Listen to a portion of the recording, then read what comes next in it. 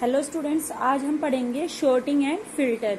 जो कि हमने देखा था कि हमने अभी तक ये टॉपिक कवर नहीं किया था। शॉर्ट एंड फिल्टर में क्या होता है बच्चे, देखो दो है अलग अलग टर्म्स आपकी, शॉर्ट एंड फिल्टर।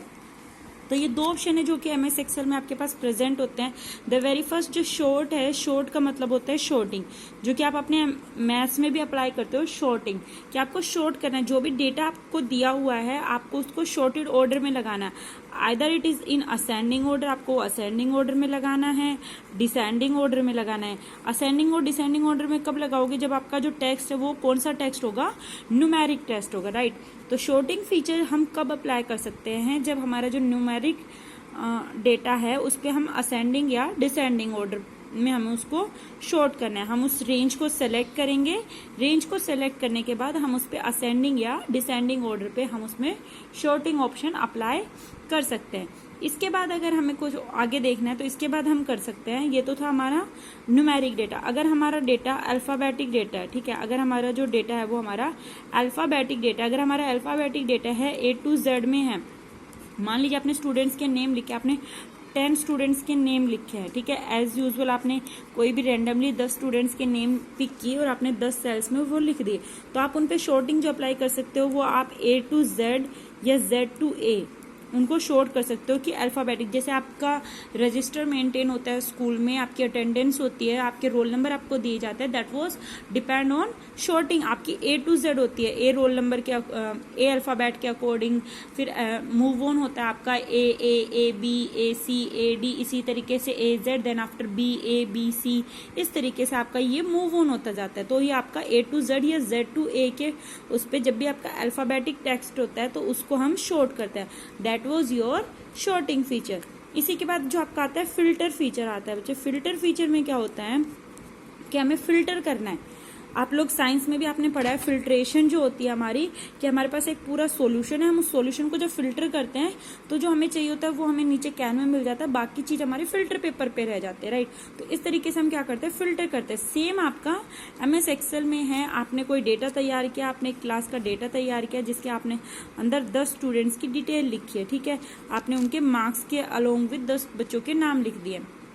तो फिल्टर में क्या होता है, मान लीजिए आपको अब उन 10 बच्चों में से आपके 5 स्टूडेंट्स हैं जो टॉप हैं, अबाव 80% है, 3 स्टूडेंट्स हैं जो 80 to 50 के बीच में हैं, और 2 स्टूडेंट्स हैं जो बिलो 50 हैं, ठीक है। तो आप यहाँ पे जब फिल्ट्रेशन अप्लाई करोगे तो हम फिल्टर अप्लाई कर सकते हैं इन 10 बच्चों पे। हम किस तरीके से अप्लाई कर सकते हैं, जो हमारा डेटा होगा वो इस तरीके से होगा, परसेंट कॉलम होगा, एक कॉलम होगा जिसमें बच्चों के नेम होंगे, रोल नंबर हैं, मार्क्स हैं, और फिर यहाँ पे परसेंटेज हमने निकाली होंगी। तो हम इस परसेंटेज वाले ऑप्शन के ऊपर हम फिल्टर अप्लाई करेंगे, तो अप्लाई पूरे पे होगा। परसेंटेज वाले ऑप्शन पे अगर हम फिल्टर अप्लाई करते हैं तो यहाँ हम जब अप्लाई करेंगे तो हमारे पास एक बॉक्स ओपन होके आता है। उस बॉक्स में हमारे पास सारे जितने भी हमने इस पूरे कॉलम के अंदर जितनी भी एंट्रीज करवाई हैं वो सारी एंट्रीज हमारे सामने होती है। मान लीजिए आपने यहाँ पे 8 एंट्रीज करवाई हैं, या हर बच्चे की अलग अलग परसेंटेज है तो हमारे पास 10 एंट्री होंगी।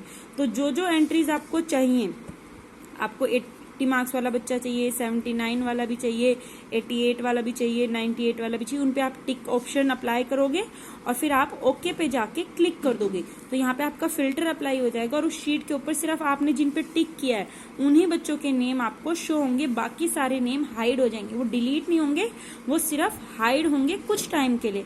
अगर आपको वही डेटा दोबारा से वापस चाहिए तो जब भी हम फिल्टर ऑप्शन अप्लाई करते हैं, तो हमने जब ये परसेंटेज वाले कॉलम पे किया है तो परसेंटेज वाले कॉलम पे इस तरीके से आपका एक फिल्टर का ऑप्शन बन जाता है, ठीक है।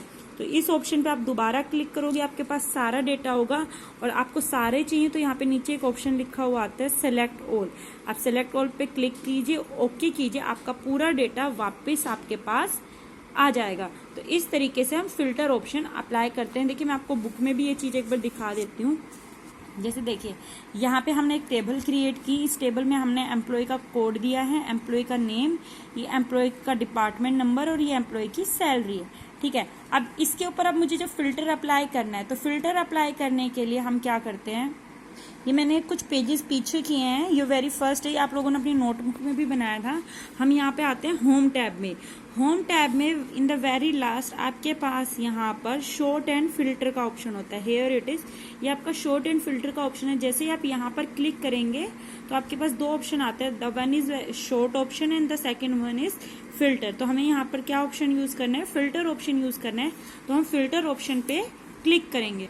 When we click on the filter option, तो इस तरीके से हमारे पास ये ऑप्शंस आते हैं। देखिए, फर्स्ट आएगा आपके पास शॉर्ट का, sort smallest to the largest, largest to smallest. हमें शॉर्ट का ऑप्शन चूज नहीं करना, हमें फिल्टर ऑप्शन चूज करना है। तो हम फिल्टर ऑप्शन पे क्लिक करेंगे, then we click on the filter option. जैसे ही हम फिल्टर ऑप्शन पे क्लिक करेंगे, जिस भी सेल को हमने क्लिक किया था और हमने फिल्टर ऑप्शन लगाया है, तो वहां पर जो भी हमारी रो या कॉलम है उसके ऊपर क्या होगा हमारे, इस तरीके से। जैसे हमने फिल्टर ऑप्शन पे क्लिक किया तो ये देखिए, ये आपके फिल्टर ऑप्शन के सिंबल है कि आपके यहाँ पर फिल्टर लग चुके हैं। ठीक है, अब आपको मान लीजिए सैलरी, एज्यूम दैट कि आपको सैलरी पे फिल्टर लगाना है। अब जैसे ही सैलरी पे क्लिक करेंगे या फिर आपको डिपार्टमेंट पे करना है कि हमें डिपार्टमेंट वाइज बच्चों पर्सन्स को फिल्टर करना है, इन एम्प्लॉयज को, कि हमें सिर्फ यहाँ से कौन से चाहिए, हमें सिर्फ फोर्थ और फिफ्थ वाले चाहिए। थर्ड देखिए यहाँ पे एंट्रीज है 6, 5, 3, 5, 5, 6, 3, 3। ठीक है, तो हमें यही सिर्फ ऑप्शंस चाहिए। तो हम यहां से क्या करते हैं,